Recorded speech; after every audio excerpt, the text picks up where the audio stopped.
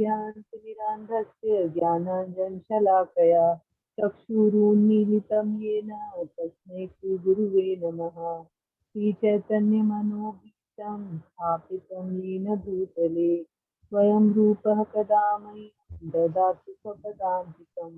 वन्देऽहं श्रीगुरोः श्रीयुतपदकमलं श्रीगुरून् वैष्णवांश्च श्रीरूपं साग्रजातं सहगणरघुनाथान्वितं तं सजीवं साद्वैतं सावधूतं परिजनसहितं कृष्णचैतन्यदेवं श्रीराधाकृष्णपादान् सहगणललिता श्रीविशाखान्वितांश्च श्रीकृष्णकरुणा सिन्धु दीनबन्धु जगत्पति गोपेश गोपिकान्त राधाकान्त नमोऽस्तुते तप्त काञ्चन गौराङ्गी राधे वृन्दावनेश्वरी वृषभानुसुते देवी प्रणमामि हरिप्रिये काञ्चनपटतरुभ्यश्च कृपा सिन्धुभ्य एव च पतितानां पावनेभ्यो वैष्णवेभ्यो नमो नमः। श्री कृष्ण चैतन्य प्रभु नित्यानंद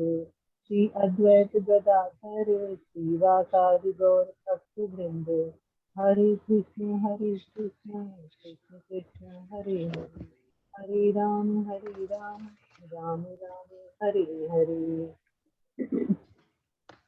श्री भगवान उवाच इमं विवस्वते योगं प्रोक्तवान् साहं विवस्वान् म्हणजे प्राह मुनिरुक्तवाकवे ब्रवीत्।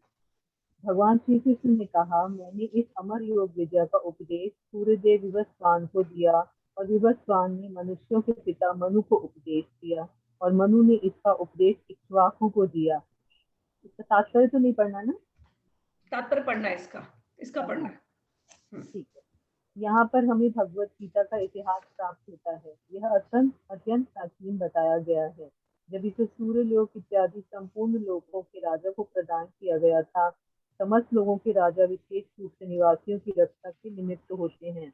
अतः राजन्य वर्ग को भगवत गीता की विद्या को समझना चाहिए, जिससे वे नागरिकों प्रजा पर शासन कर सके और उन्हें काम रूपी भव बंधन से बचा सके। मानव जीवन का उद्देश्य भगवान के साथ अपनी शाश्वत संबंध के आध्यात्मिक ज्ञान का विकास है और सारे राज्यों तथा समस्त लोगों के शासनाध्यक्षों को चाहिए कि शिक्षा, संस्कृति तथा भक्ति द्वारा नागरिकों को यह पाठ पढ़ाएं।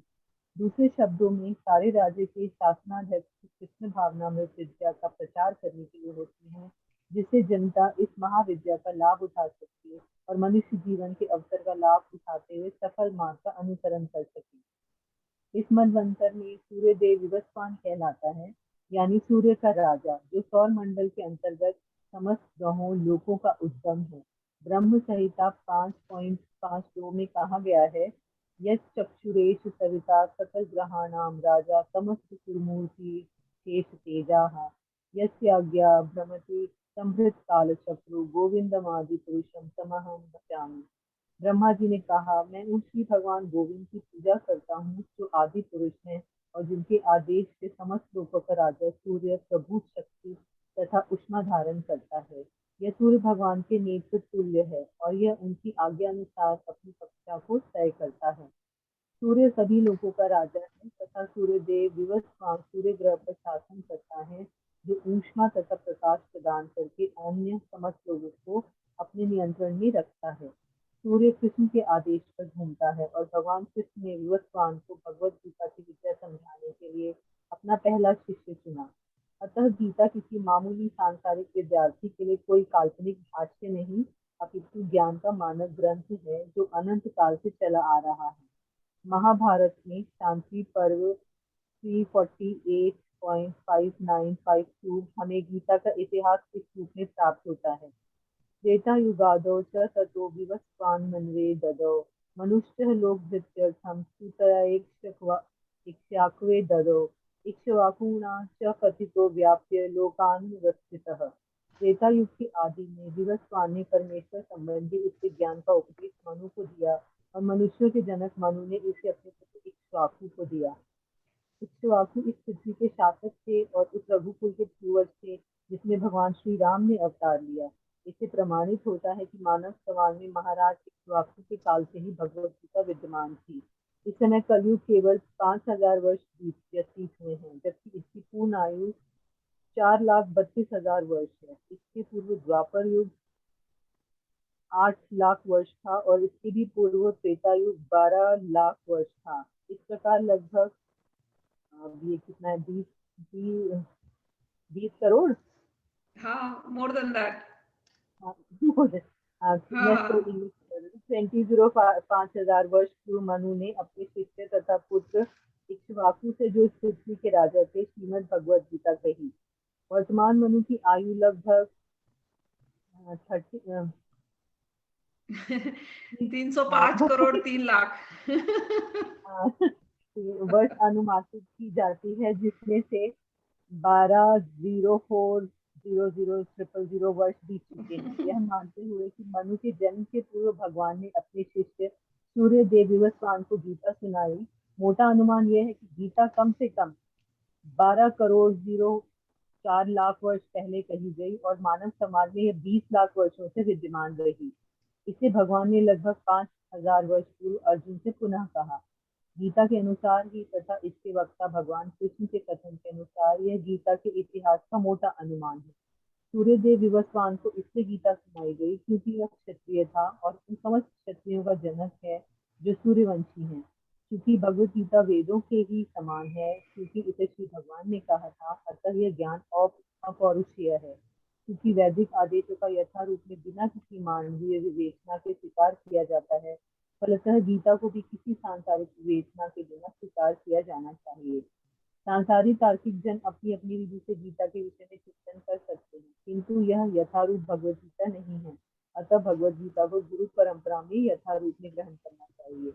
यहाँ पर वर्णन हुआ है कि भगवान ने इसे सूर्यदेव से कहा, सूर्यदेव ने अपने पुत्र मनु से और मनु ने अपने पुत्र इक्ष्वाकु से कहा। एवं परंपरा प्राप्त निमम राजर्षयो विदुः स काले नेह महता योगो नष्ट परंतप।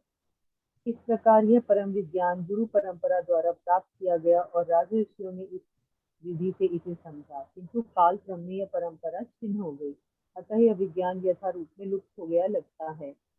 स एवायं मया ते अद्य योगः प्रोक्तः पुरातनः भक्तोऽसि मे तथा चेति रहस्यं हेतु दुदत्तमम्। आज मेरे द्वारा वही यह प्राचीन योग यानी परमेश्वर के साथ अपने संबंध का विज्ञान तुमसे कहा जा रहा है, क्योंकि तुम मेरे भक्त तथा मित्र हो, अतः तुम इस विज्ञान के दिव्य रहस्य को समझ सकते हो। अर्जुन उवाच अपरम भवतो जन्म परम जन्म विवस्वतः कथमेत द्विजानीयां त्वमादौ प्रोक्तवान् इति। अर्जुन ने कहा, सूर्य विवस्वान आपसे पहले हो चुके ज्येष्ठ हैं, तो फिर मैं कैसे समझूं कि प्रारंभ में भी आपने उन्हें इस विद्या का उपदेश किया था। इसका तात्पर्य पढ़ना है? नहीं नहीं, उसके तात्पर्य रहने दीजिए, अभी चर्चा करके फिर हम लोग 5वें 6वें श्लोक पर चलेंगे। चलिए, कल का एक बार थोड़ा सा रिवीजन कर ले, क्योंकि कंटिन्यूशन है ये सारा। तो आत्मा है आप लोग, ये आप लोग कभी भूलना नहीं। और आत्मा रूप में आप लोग इस शरीर में आ गए हैं। शुद्ध, जब आप पहले आए थे आत्मा स्वरूप में शुद्ध थे, अभी भी आप लोग शुद्ध ही हैं, लेकिन आत्मा के ऊपर जो आपके कॉन्शियसनेस की कवरिंग है वो अशुद्ध हो चुकी है। ठीक, और वो अशुद्ध क्यों हो रही है? क्योंकि शरीर से हम जो भी कर्म करते हैं वो कर्म का एक, जो बोलते हैं ना, वो कर्म जो, अगर हम रजोगुणी कर्म कर रहे हैं, तमोगुणी कर्म कर रहे हैं, तो उसका एक हमारे ऊपर एक छाप पड़ने लगता है हमारी कॉन्शियसनेस पे, तो हमारी कॉन्शियसनेस अशुद्ध होती जाती है। तो कर्म का बहुत इंपॉर्टेंट रोल है।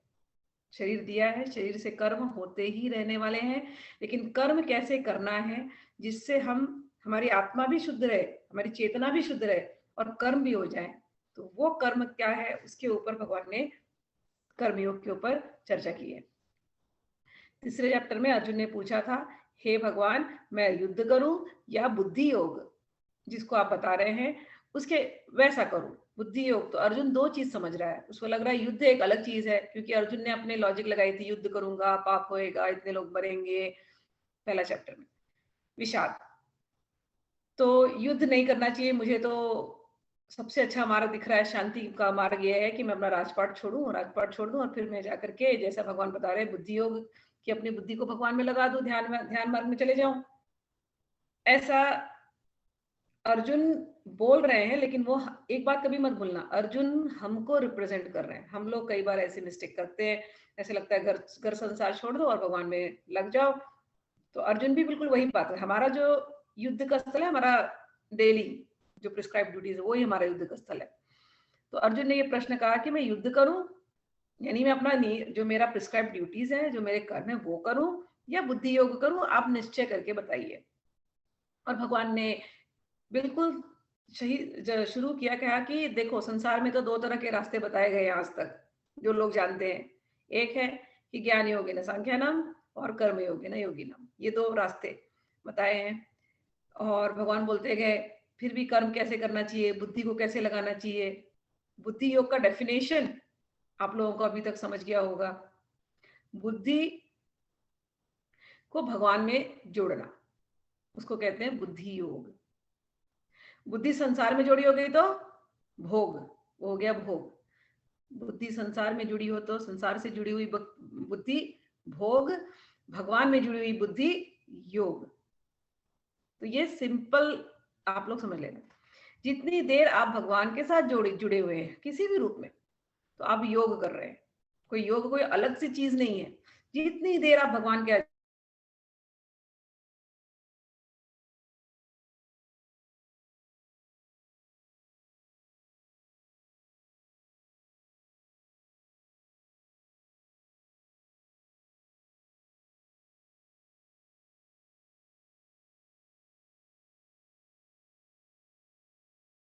भगवान की प्रसन्नता के लिए कर रहे हैं, इस प्रकार से करना।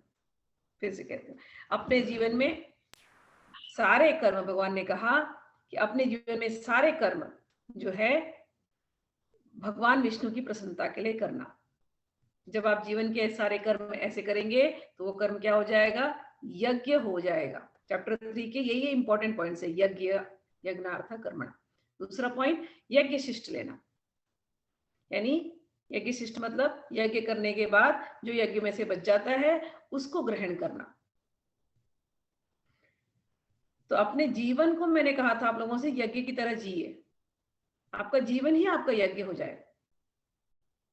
सांस सांस में भगवान के नाम चले, ये यज्ञ है। भगवान ने यज्ञों में सबसे बड़ा यज्ञ है भगवान का नाम जप। बहुत सरल मार्ग है। आपने देखा होगा संतों में अभी भी होता है, राम नाम लिखते हैं तो लोग, मैं पहले देखती थी कुछ लेडीज में ऐसे आदत थी पुरानी कि बुक्स में ना राम नाम लिखते रहते थे। ये सब हैबिट्स दी गई, संतों ने ये सब तरीके बताए हैं मन को सही डायरेक्शन में, मन को हमेशा भगवान के साथ जोड़ के रखने में। क्योंकि यज्ञ यही है, भगवान के साथ जुड़ना, मन को भगवान के साथ जोड़ना, यही यज्ञ है। तो मन ऐसे आता नहीं है तो बोलते हैं अच्छा आप जपते रहो, जो से जपो, राम नाम श्री राम जय राम, जो भी मंत्र दे देंगे, श्री राम जय राम, हरे कृष्ण कृष्ण कृष्ण हरे हरे, हरे राम राम हरे हरे, राधे कृष्ण कृष्ण कृष्ण राधे राधे, राधे श्याम श्याम श्याम राधे राधे। जपते रहिए जपते रहिए जपते रहिए।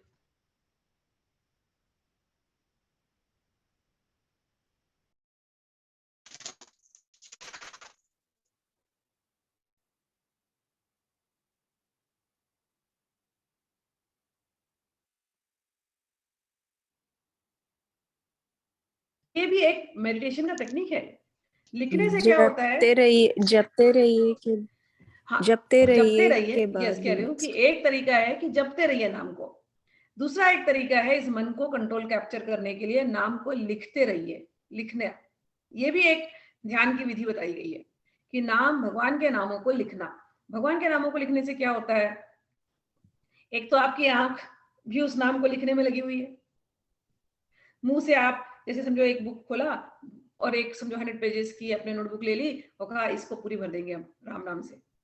श्री राम जय राम लिख दिया उसमें, श्री राम जयम, चलो श्री राम जयम श्री राम जयम श्री राम जयम श्री राम जयम श्री राम जयम श्री राम, लिखते गए। लिखने से क्या होता है, 2 पेज प्रैक्टिस करनी है रोज कि 2 पेज भरना है पूरा। उससे आपकी आंख भी उसमें लगी रहेगी, आपका हाथ भी लगा रहेगा और आप मुंह से बोलते भी रहेंगे, और मन भी जब हम लिखते हैं तो मन पूरा लिखने में रहता है।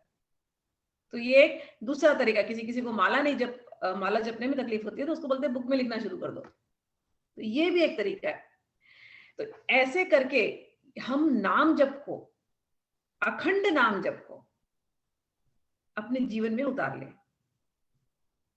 तो ये आपका यज्ञ हो जाएगा, बिना बिना कोई एक्स्ट्रा एफर्ट किए ये ऐसे हो जाएगा, इजीली यज्ञ हो जाएगा।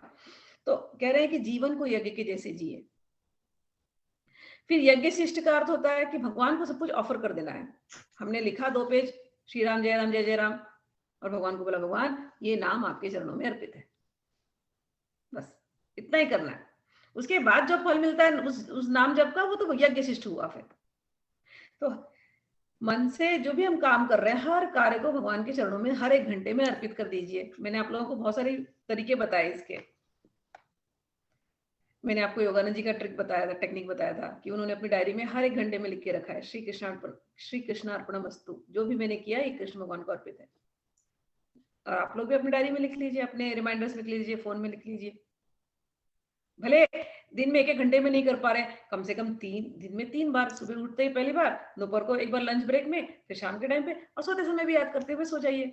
इस प्रकार से तो आप जब जीवन ऐसे यज्ञ के जैसे जिएंगे तो जो कुछ भी आपको मिल रहा है वो यज्ञ शिष्ट है, भगवान को सरेंडर करते हुए। एक ऐसे जीवन जिएंगे तो आपके सारे किल्बिश तकलीफें आपकी मिट जाएंगी। तो भगवान ने ये भी कहा था। उसके बाद अर्जुन ने एक प्रश्न किया था कि पाप कैसे होते हैं, मनुष्य करना नहीं चाहता फिर भी बलाद उससे पाप हो जाते हैं। बलाद फोर्सफुली भी हमसे हो जाता है। तो भगवान ने उसका उत्तर दिया। भगवान ने कहा कि काम एष क्रोध एष रजोगुण समुद्भव। ये भगवान का उत्तर था कि जब रजोगुण बढ़ जाता है तो रजोगुण बढ़ने से कामनाएं बढ़ जाती हैं और क्रोध बढ़ जाता है। कामनाएं और क्रोध ये जब दोनों बढ़ती हैं जीवन में, तब हमसे बलाद न चाहते हुए भी हमसे पाप कर्म हो जाते हैं। क्रोध बढ़ेगा, हम मुंह से ऐसी बातें बोल देंगे, किसी को हर्ट नहीं करना चाहते थे, हर्ट कर गए, उसके दिल को दुखा गए, और दुखा देते किसी के दिल को, फिर वो बेचारा कभी हमको हो सकता है रिटर्न में बोले ना, लेकिन दुखी होके चल गया, लेकिन उसके दिल की आह लग जाती है, फिर कहीं जाकर के हमारे ही जीवन को जाके वो इफेक्ट करती है, गुस्सा, क्रोध, ये सब। तो ये रजोगुण जब बढ़ता है तब ये सब कुछ आता है। कामनाएं, एंडलेस कामनाएं, कॉम्पिटिटिव फीलिंग, किसी ने कुछ खरीद लिया, अब हमको वो चीज चाहिए, अब नहीं मिल रहा है तो हम दुखी हो रहे हैं, फिर घर के अंदर दुखी हो रहे हैं तो फिर घर के अंदर हम कलह कलेश मचाते हैं, फिर पति पत्नी में झगड़ा, तुमने हमारी इच्छा नहीं पूरी की, तुमने हमारे लिए क्या किया, फिर बच्चों से झगड़ा, ये कलह कलेश। ये क्यों होता है? जब घर के अंदर, सभी के अंदर, किसी भी व्यक्ति के अंदर अगर रजोगुण बढ़ेगा तो उसका असर दूसरों पर पड़ता है। इसीलिए घर के भी माहौल को रजोगुण कम करने के प्रयास करना चाहिए। घर के माहौल का रजोगुण कम कैसे होगा? कीर्तन से, भगवत नाम कीर्तन से। घर में इसीलिए हमारे यहाँ शाम के समय दिया लगा करके आरती करने का विधान बनाया था। घर के अंदर बैठिए, आधे घंटे घंटी बजाइए भगवान की, दिया जलाइए, अच्छी अगरबत्ती भगवान को लगाइए। जब काम से आप आते हैं घर पर, before you get into another, घर के काम के पहले, बाहर वर्क पे जाते हैं, वर्क प्लेस से घर आते हैं, फिर पहले भगवान के मंदिर में, एक मंदिर सुंदर सा बनाइए अपने घर में, उस मंदिर में जाकर के बैठिए, दिया जलाइए, अगरबत्ती जलाइए, भगवान को जल चढ़ाइए, जल पीने के लिए दीजिए, फिर एक आधा घंटा बैठिए और जोर जोर से घंटी बजा बजा के कीर्तन कीजिए। ये पूरा क्रिएट ही इसलिए किया था माहौल कि घर में अगर कोई रजोगुणी चीज आ गई, वस्तु आ गई, तो निकल जाए वो रजोगुण और घर में सतोगुण बढ़े। आजकल के जीवन में ये छूट गया है। आरती, कीर्तन, भजन घर के अंदर छूट गया है। जोर जोर से कीजिए कीर्तन। कोई एक व्यक्ति भी अगर घर में जोर से कीर्तन करेगा ना, मतलब इतने जोर से भी नहीं कि सबकी नींद ये हो जाए, लेकिन कीर्तन कीजिए। कीर्तन करने से घर का माहौल धीरे धीरे धीरे धीरे जाकर के बदल जाएगा। तो रोज कीर्तन घर में कीजिए। तो जैसे घर में कीर्तन करेंगे, सद्गुण बढ़ेगा, सतोगुण बढ़ेगा, तो कामनाएं, रजोगुण, ये सब जो क्रोध, ये सब धीरे धीरे कम होने लगेगी। तो काम एष क्रोध एष रजोगुण समुद्भव। कि रजोगुण बढ़ते हैं तो कामनाएं बढ़ती हैं, क्रोध बढ़ते हैं, और यही दो रीजन है जिससे मनुष्य बलात् पाप करने लग जाता है। और भगवान फिर कहते हैं कि जैसे धुएं ने अग्नि को कवर करके रखा होता है, ऐसे ही जीवों को इस कामनाओं ने, इस वासनाओं ने कवर करके रखा हुआ है। जीव तो शुद्ध है लेकिन कवर्ड अप है वासना से, कामना से। और भगवान ने और एक एग्जाम्पल दिया कि जैसे मिरर, दर्पण के ऊपर धूल मिट्टी जम जाती है तो दर्पण से सही नहीं, क्लियर नहीं दिखाई देता, ऐसे ही आत्मा के चित्त के ऊपर धूल मिट्टी जम जाती है रजोगुण और सतोगुण, तमोगुण की। रजोगुण आएगा तो तमोगुण आने वाला ही है, ये दोनों की एकदम गहरी दोस्ती है। जहां रजोगुण बढ़ा वहां तमोगुण बढ़ना है। तो कहते हैं कि ये कवरिंग हो गई है, धूल मिट्टी रजोगुण तमोगुण की है। तो ये जो चेतना है हमारी, जो चेतना रूपी दर्पण है, उसके ऊपर धूल मिट्टी जम जाती है रजोगुण की, और उसकी वजह से हम पाप करते हैं। तो इस चेतना रूपी दर्पण को धोएंगे कैसे? चैतन्य महाप्रभु ने कहा है उनके शिक्षकाष्टकम में, चेतो दर्पण मार्जनम महदावाग्नि निर्वापणम श्रेय कैरव चंद्रिका वितरणम विद्यावद जीवनम। वो कीर्तन के ऊपर चलते रहते हैं कि ये जो चेतना है, ये जो चेतना रूपी दर्पण है, इसकी सफाई कैसे होती है? इसकी सफाई नाम संकीर्तन के द्वारा होती है। जितना हम नाम संकीर्तन करते हैं उतना ही ये दर्पण की सफाई हो जाती है। नाम संकीर्तन उस चंद्रमा के जैसे है जो ठंडी ठंडी किरणें बिखेरता है। जीव तप्त है, क्यों तप्त है? अपने रजोगुण की वजह से। लेकिन जब संकीर्तन आ जाता है उसके जीवन में, नाम संकीर्तन आ जाता है, तो जीव की ये मलिनताएं जितनी है ये सफाई होने लगती है, और जीव को फिर चेतो दर्पण मार्जनम, उसके चित्त के ऊपर जितनी गंदगी है वो साफ हो जाती है, और फिर उसे जाकर के शांति मिलती है। हाँ, तो ये भगवान ने कहा। और भगवान ने एक चीज और कही, आगे चलते गए कि भले ओरिजिनली तो हम सब ज्ञानी है, ज्ञानवान है, सब कुछ का ज्ञान है, लेकिन कवर्ड अप है हमारा ज्ञान इस समय। तो इसको हमको बचाना चाहिए। और कहते हैं कि ये जो लस्ट है, इच्छा, वासना, लस्ट का हिंदी वर्ड वासना, वासना से अर्थ आपके करोड़ों करोड़ों करोड़ों डिजायर्स के बीज, इस जन्म के भी नहीं, कई कई जन्मों के डिजायर्स के बीज जो आपके चित्त में बैठे हुए हैं। अच्छे डिजायर्स भी अपने आप में और डिजायर्स लेकर के आते हैं, बुरे डिजायर भी अपने आप में और डिजायर लेके आते हैं। डिजायर है, तो ये कह रहे हैं कि ये डिजायर जो ये कभी खत्म ही नहीं होती है। 39 में कहा, काम रूपेण कौन्तेय, कह रहे हैं कि आवृतम ज्ञानम एतेन ज्ञानिनो नित्य वैरिणा। ये जो आवरण है, जो शुद्ध चेतना जो थी उसके ऊपर जो आवरण है, यही सबसे बड़ा वैरी है, ये नित्य वैरी है। ये आवरण किसका है? वासना का, काम का।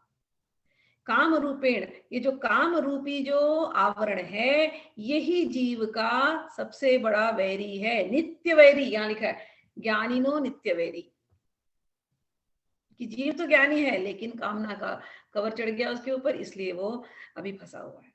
तो दुष्पुरेणान अनलेन चना, कि ये जो कामरूपी जो शत्रु है, ये अग्नि के समान है, ये बढ़ता ही जाता है, बढ़ता ही जाता है, बढ़ता ही जाता है। एक इच्छा से न जाने कितनी इच्छाएं निकलती हैं। मैं हमेशा एग्जांपल देती हूँ, मुझे बुक्स पढ़ने की बहुत इच्छा है, मुझे बहुत अच्छा लगता है बुक्स पढ़ना, इच्छा तो बड़ी अच्छी है बुक्स पढ़ना, जहां देखो मैं बुक्स खरीदती रहती थी, और इतना अच्छा लगता है कि मैं बुक्स के बीच में सोऊं, मुझे हर जगह मैं कहीं भी चलूं ना, बुक्स मुझे छूते रहने चाहिए, ऐसा। लेकिन ये इच्छा बड़ी अच्छी है, लेकिन इस इच्छा को पूरी करने के लिए पहले बुक्स लाना शुरू किए, हाँ, फिर बुक्स रखना शुरू किए, अब बुक्स बढ़ती गई बढ़ती गई बढ़ती गई। तो उसके लिए फिर अच्छी एक कबर्ड ले आओ, शोकेस ले आओ, बुक शेल्फ ले आओ, वो बुक शेल्फ भरते गए। फिर हमारे मतलब फिर होता है कि अच्छा बुक शेल्फ भर गया, अब क्या करें, अब बुक कहाँ रखे, अब बुक बाहर पड़ी है, बुक शेल्फ के बाहर पड़ी है। तो फिर ये होता था, जब पुरानी बुक्स जो हो गई पढ़ के उनको फेंको ना, फिर पुराने बुक्स निकालते हैं, उसमें कुछ पेजेस ऐसे घुमा सकता है, नहीं नहीं नहीं ये कैसे फेंक सकते हैं, ये तो इतना अच्छा पेजेस है, फिर उसमें खो गए। तो पुरानी बुक्स भी बढ़ती जा रही हैं, नई बुक्स भी बढ़ती जा रही हैं, अब कितने कवर्स लेंगे, फिर शेल्फ बढ़ता जा रहा है, वो शेल्फ बढ़ने के लिए फिर एक नई और जगह चाहिए।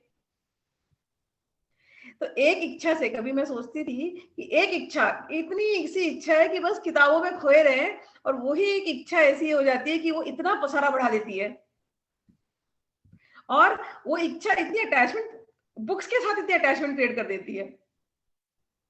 अभी तो मैं आई एम सो थैंकफुल कि सब कुछ पीडीएफ में मिल जाता है, और बड़े आसानी से एक लैपटॉप लिया और उसमें काम हो गए बहुत सारे। बट ये मैं एग्जांपल इसलिए दे रही हूँ, जो भगवान कहते हैं कि एक इच्छा शुरू होती है, फिर उसके पीछे पीछे न जाने कितना पसारा उसका, कितना उसके पीछे शुरू हो जाते हैं। तो ये अच्छी इच्छा है, बुरी इच्छा का भी यही हाल है। एक बुरी इच्छा मन में आई, फिर उसके पीछे पीछे बहुत कुछ आएंगे। तो ज्ञान, हम ज्ञानी हैं, सब जानते हैं, लेकिन हमारी इच्छाओं ने, हमारी कामनाओं ने उसको कवर करके रखा है।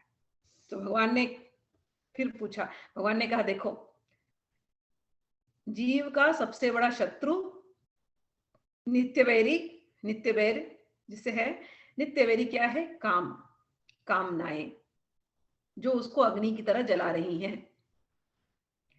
तो इस बैरी का, इस दुश्मन का निवास स्थान कहाँ है, वो पकड़ लो। तो भगवान ने 3 निवास स्थान कहे थे। क्या कहे थे? 40वें श्लोक में, तीसरा, मैं चैप्टर 3 रिवाइज कर रही हूँ, याद रखना इन चीजों को। पाप क्यों हो रहे हैं? कामनाओं की वजह से, क्रोध की वजह से। कामना और क्रोध क्यों आ रहे हैं? रजोगुण बढ़ने की वजह से। हमारा सबसे बड़ा दुश्मन कौन है? सारा ज्ञान होते हुए भी हम अज्ञानतावश इतने तकलीफ में क्यों है? हमारा दुश्मन कौन है?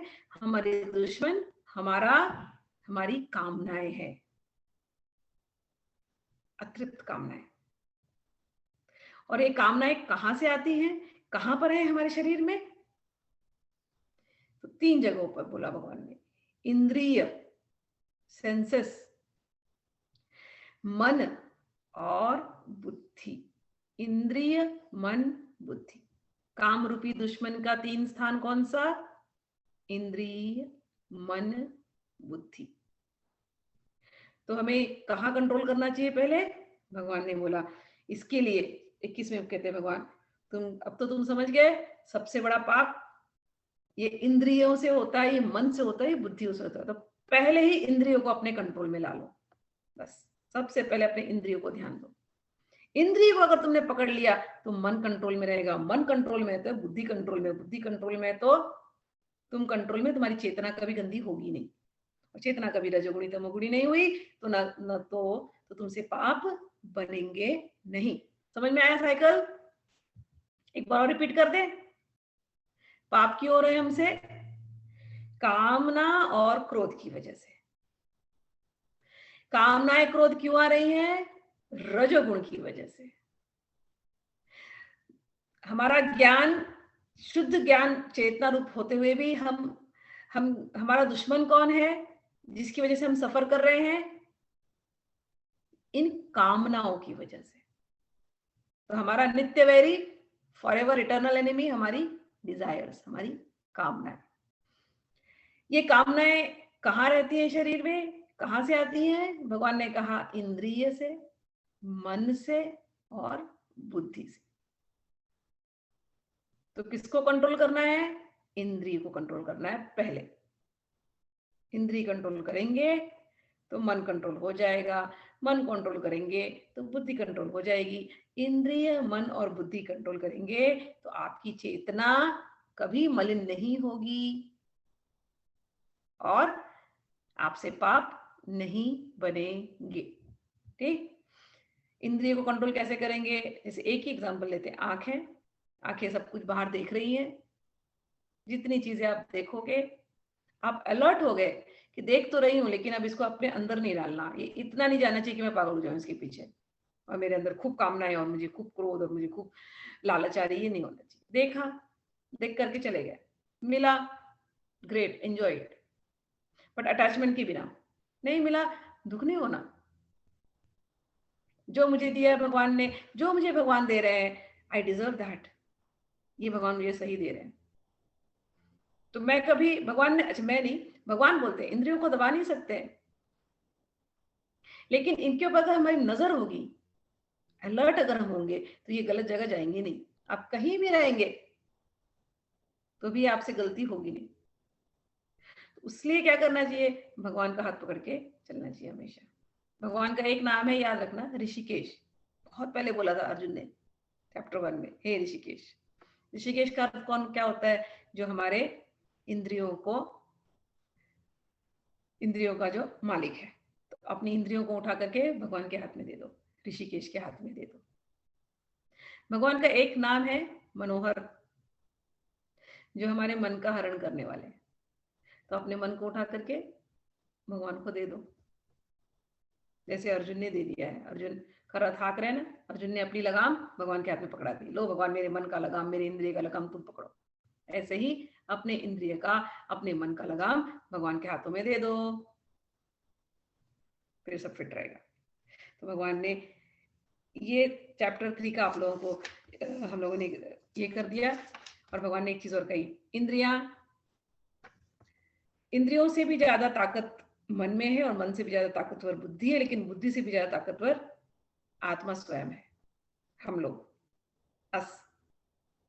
हमारे अंदर पूरी ताकत है कि हम अपने मन को कंट्रोल में ला सके। तो सबसे पावरफुल कौन, हम यानी आत्मा स्वरूप में हम। तो हम सबसे पावरफुल हैं। हम जैसी बुद्धि को चलाना चाहे, जैसे मन को चलाना चाहे, हम चला सकते हैं। अगर हमारी बुद्धि और मन पे अगर हमने काबू रख लिया, तो हमारी इंद्रियां भी काबू में आ जाएंगी। तो अपने स्वरूप को समझिए।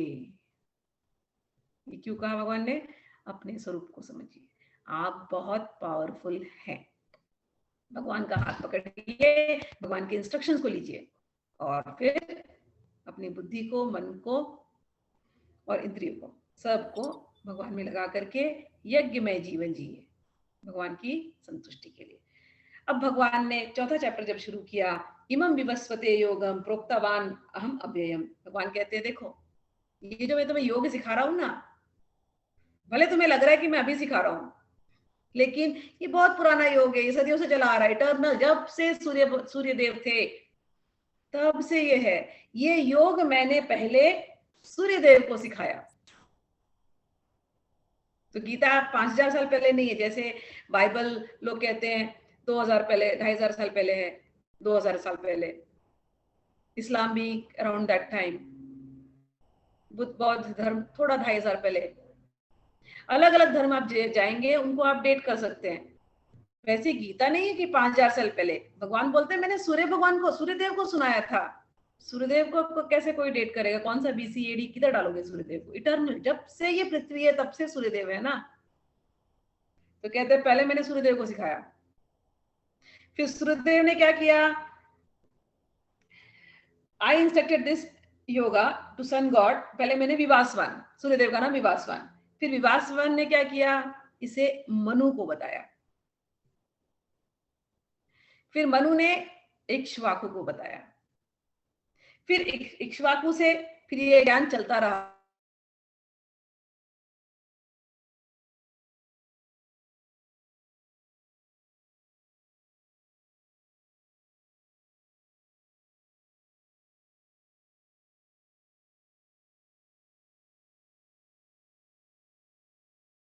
रामचंद्र जी सूर्यवंशी हैं, तो सूर्यवंशी रामचंद्र जी सूर्यवंशी हैं। ये जो ज्ञान चला, ये इस प्रकार से चला है। तो भगवान यहाँ पर बता रहे हैं कि जब मैं राम बन करके आया था, इनडायरेक्टली मैं जब राम बन करके आया था तभी भी ये ज्ञान मैंने दिया है।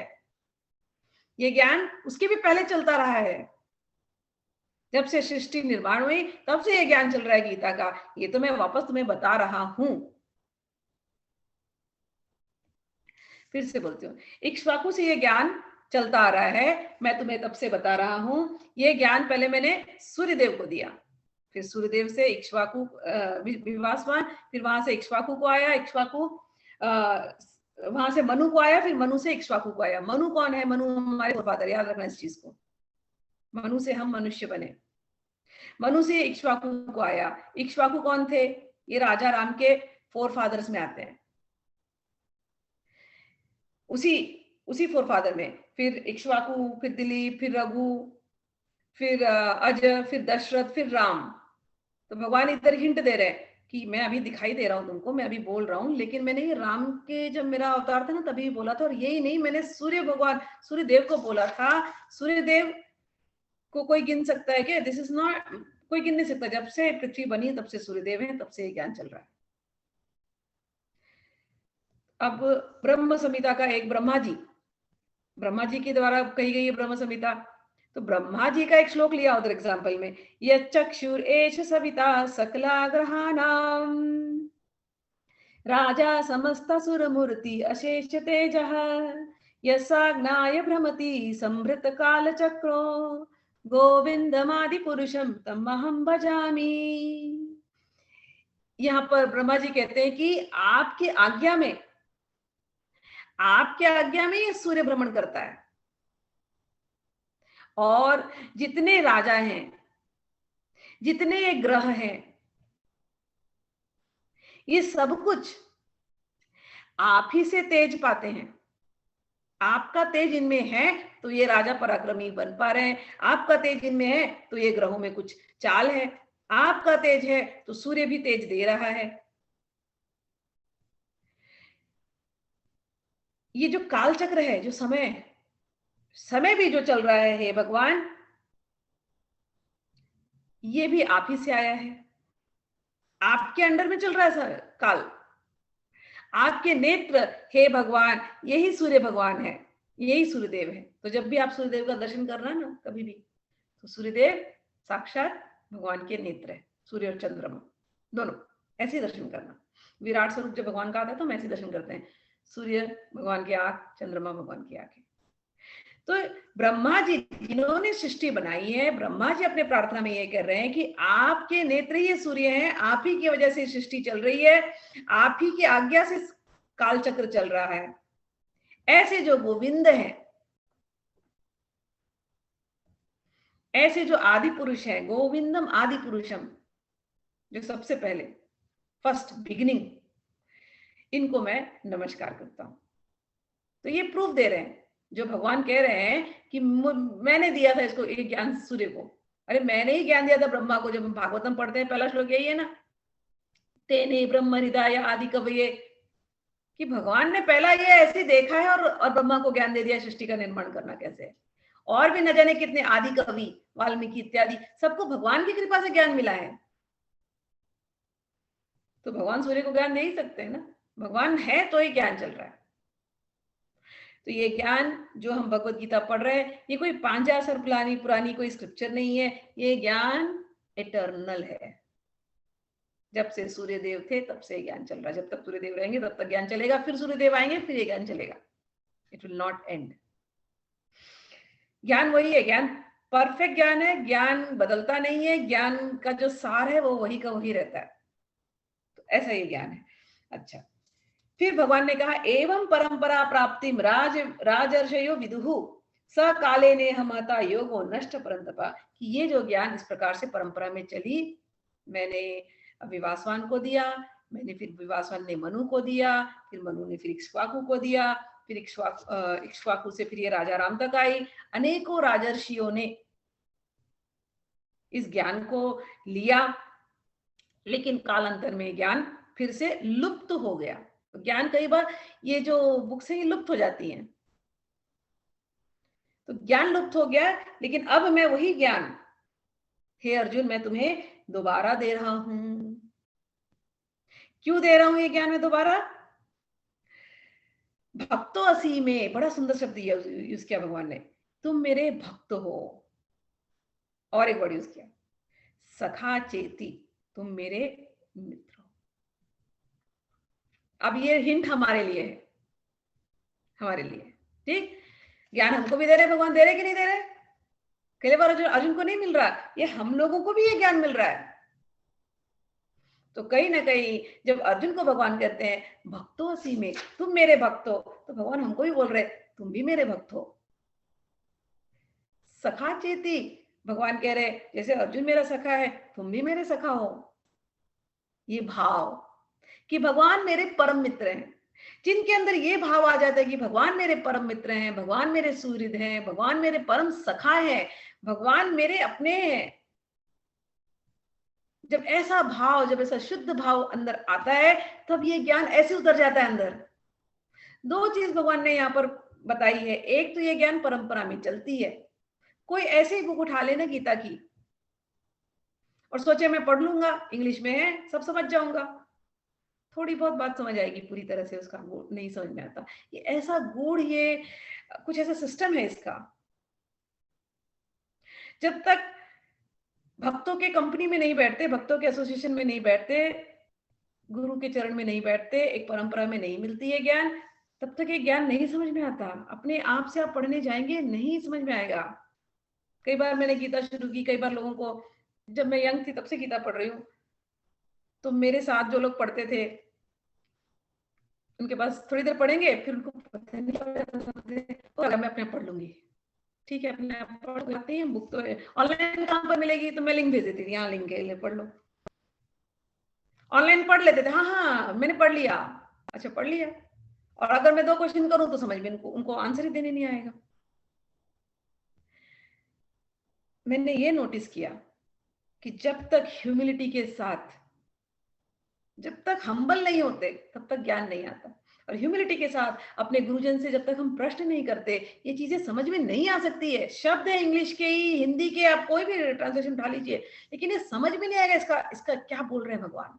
और ये कई बार घुमा देगा आपको, आपको एक अलग भ्रम हो जाएगा कि मैंने पढ़ तो ली गीता, लेकिन गीता पढ़ना अलग, गीता पढ़ना तब होता है जब आपका चरित्र बदल जाता है, आपका भाव, आपका सोच, आपका रहन सहन सब बदल जाता है। गीता पढ़ करके आप भगवान के भक्त बन गए, नहीं तो फिर क्या। मन मना भव मद भक्तो मद याजी माम नमस्कुरु, जब तक ये स्थिति नहीं आती, क्या गीता पढ़ा? अपने ज्ञान के लिए, अभिमान के लिए, लोगों को बताने के लिए। लोगों को बताने के लिए गीता नहीं पढ़ते, गीता अपने आप को बदलने के लिए पढ़ते हैं। ये दूसरे की जर्नी ही नहीं है। ये किसी को ज्ञान बताने के लिए कि मुझे गीता आता है, नहीं, इसलिए नहीं पढ़ते गीता। अपने आप को बदलने के लिए, अपने आप के अंदर झांक करके देखने के लिए। आप एक डिफरेंट व्यक्ति बन जाएंगे गीता पढ़ते पढ़ते। और रोज पढ़िए, रोज, मैं हर दिन आप पढ़ेंगे, हर दिन आपको एक नया भाव आएगा। और इतना भगवान के साथ ऐसे जुड़ेंगे आप, आपको लगेगा भगवान हर पल मुझसे बात कर रहे हैं, हर पल। एक क्षण के लिए भगवान दूर नहीं होते। कोई बोले भगवान कहाँ है, मैं बोलती हूँ गीता में है, कहाँ जा रहे ढूंढने के लिए।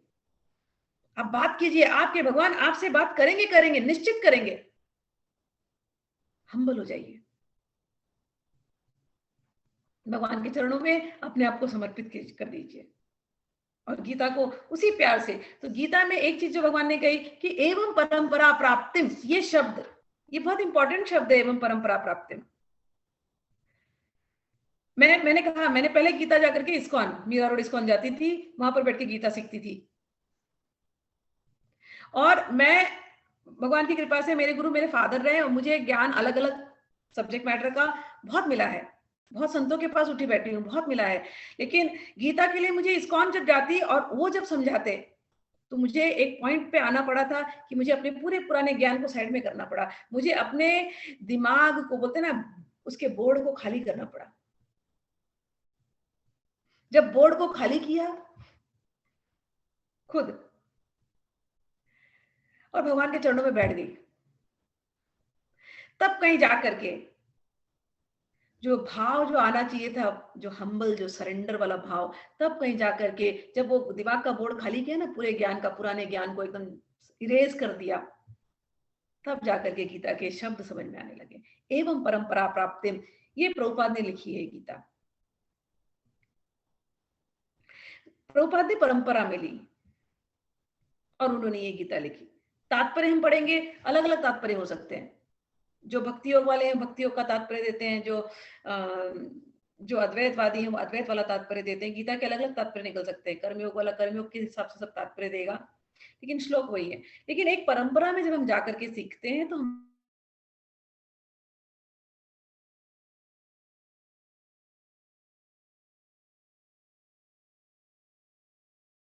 उनके शिष्यों से सीखा, इस्कॉन में कई साल दिए, वहां पर बैठ करके सीखा, सीखते सीखते सीखते फिर अलग अलग आचार्यों के पास गई, सारे वैष्णव आचार्य, अंत तो गत्वा फिर राजेंद्र जी महाराज जी के पास जब उनके साथ जब मिली, तब जाकर के मुझे लगा कि ओके, अब गीता भी समझ में आ गई है, भागवत भी समझ में आ गई।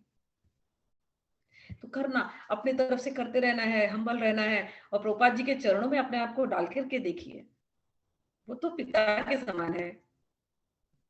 मैं तो मतलब मैं अमेरिका भी आई तो मेरा हाथ उन्होंने कभी नहीं छोड़ा, ऐसा लगता था।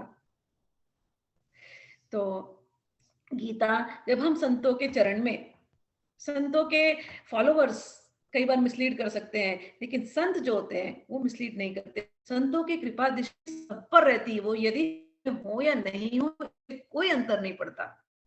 जब आप हृदय से उनके साथ जुड़ते हैं, वो आपको आकर वो पूरी गाइडेंस देते हैं। गुरु गुरु तत्व होता है, एक शरीर में प्रकट हो जाएगा होगा तो भी ये संत लोग हैं। आप इनसे रिक्वेस्ट करते हैं, दिल से इतने प्रार्थना करते हैं, तो भगवान किसी न देहधारी रूप में गुरु बन करके आपके सामने आते हैं, ये भी निश्चित। तो गीता की जो मैं बात कर रही थी, इस स्टेटमेंट को याद रखना, एवं परंपरा प्राप्ति, बिना परंपरा की गीता समझ में नहीं आती।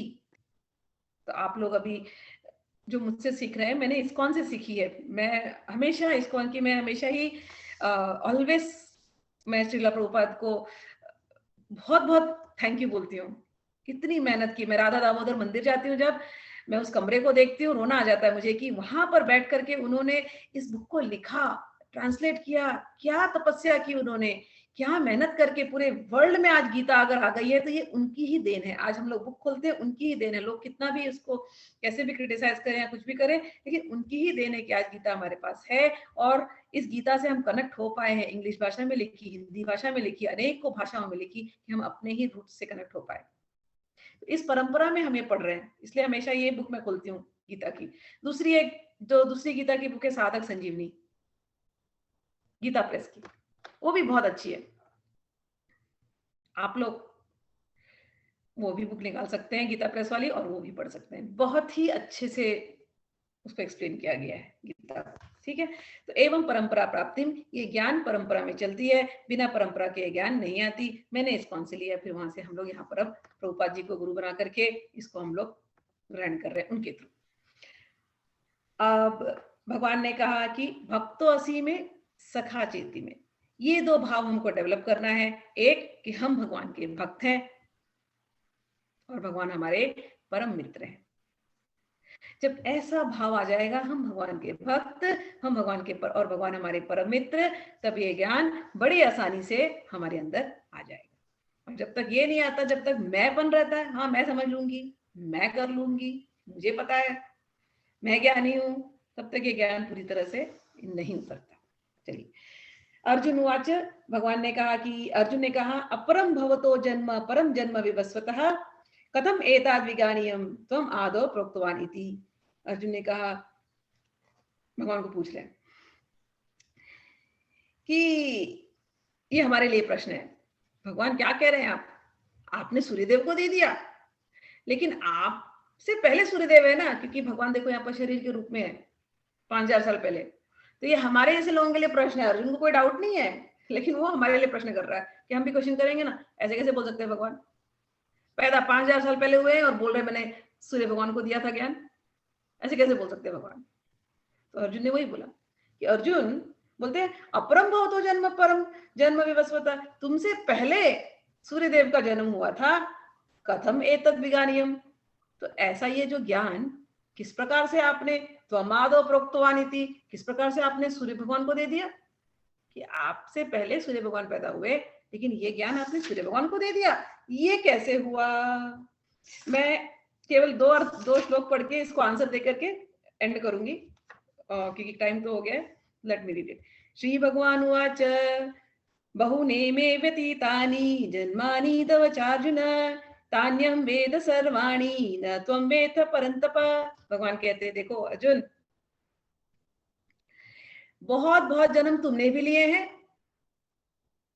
और न जाने कई बार मैं भी प्रकट हुआ हूं। बहुनी में व्यतीतानी, जन्मानि तव च अर्जुन, हम दोनों ने कई बार जन्म लिए हैं।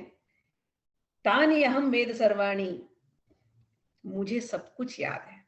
अंतर इतना है भेद, मुझे सब कुछ याद है और तुम्हें नहीं याद है। तो हम आत्मा है, हमने कितने शरीर बदले हैं, लेकिन हमें तो याद ही नहीं। हमने तो सुबह क्या किया याद नहीं, कल क्या किया याद नहीं। आजकल तो और जैसे जैसे एज बढ़ती जा रही है, मेमोरी और कम होती जा रही है, तो हम तो सब भूल जा रहे हैं। लेकिन भगवान कहते हैं मुझे सब कुछ याद है। तो भगवान फिर से वही उसी प्रिंसिपल को एस्टैब्लिश कर रहे हैं। देखो, आत्मा रूप में तुम भी हमेशा थे, मैं भी परमात्मा रूप में हमेशा ही रहा हूं। हम दोनों परम सखा हैं एक दूसरे के, कभी एक दूसरे को छोड़ने वाले नहीं। हम दोनों फॉर एवर टुगेदर। लेकिन मुझे याद है और तुम्हें याद नहीं है। आगे कहते हैं, कल इसको हम लोग फिर से पढ़ेंगे, लेकिन मैं अभी केवल बोलने के लिए, थोड़ा सा एंड करने के लिए करती हूँ। अजो अपि सन्न अव्ययात्मा भूतानामीश्वरोऽपि सन् प्रकृतिं स्वमधिष्ठाय संभवामि आत्मायया। कहते हैं अजो अपि, मैं अजन्मा हूं। अजो अपि सन अव्ययात्मा, अव्ययात्मा यानी मेरा शरीर और मेरी ये जो दिव्य शरीर है, मेरा जो श्रीअंग है, ये कभी डिटीरेट नहीं होता, ये कभी खत्म नहीं होता, ये ऐसी कैसी रहता। और कहते हैं कि मैं जितने भी ये जीव हैं उनका मैं अधिष्ठाता हूं। प्रकृतिम स्वामधिष्ठाय संभवाय आत्मायया। ये जीव और ये प्रकृति, ये सब कुछ मेरे अंदर है। मैं अज हूं, अज यानी मैं अजन्मा हूं, मैं जन्म नहीं लेता। मेरा शरीर कभी, तुम जैसे भौतिक शरीर का क्षय होता है, मेरे शरीर का कभी क्षय नहीं होता, अक्षय अव्यय। और ये प्रकृति और जो कुछ भी तुम देख रहे हो और ये जीव, ये सब मेरे अंडर है, ये सत्य बात है। फिर भी मैं प्रकट होता हूं, संभवामी, मैं फिर भी प्रकट होता हूं, संभवामी। ऐसे लगता है कि मैं जन्म लेता हूं अपनी ही आत्म माया से, अपनी ही इंटरनल एनर्जी, मैं अपनी आत्म माया से मैं प्रकट होता हूं बार बार। तो क्यों प्रकट होता हूं? यदा यदा हि धर्मस्य ग्लानिर्भवति भारत अभ्युत्थानमधर्मस्य तदात्मानं सृजामि हम। जब जब धर्म का नाश होता है, उस धर्म की पुनः स्थापना के लिए मैं प्रकट होता हूं, मैं अवतार ग्रहण करता हूं। परित्राणाय साधूनां विनाशाय च दुष्कृतां धर्म संस्थापनार्थाय संभवामि युगे युगे। कि साधुओं के परित्राण के लिए, दुष्टों के संहार के लिए और धर्म की संस्थापना के लिए, हे अर्जुन, मैं बारंबार कई बार मैं अवतार लेता हूं। तो आज ये चैप्टर को यहीं पर एंड करते हैं। 5, 6, 7, 8 कल फिर से हम लोग पढ़ेंगे और उस पर अच्छे से डिस्कशन करेंगे। चलिए, आप सबको गणेश चतुर्थी की हार्दिक शुभकामनाएं। आप सबका सब पर भगवान की कृपा बनी रहे। चलिए, हैप्पी गणेश चतुर्थी। हैप्पी गणेश चतुर्थी। जय श्री कृष्ण। हरि बोल। हरि बोल। हरि बोल। हरि बोल। हरि बोल। हरि बोल। जय श्री कृष्ण। हरि बोल। जय श्री हैप्पी कृष्ण। गणेश हरि बोल। चतुर्थी। हरि बोल। हैप्पी गणेश चतुर्थी। जय श्री कृष्ण। हरि बोल।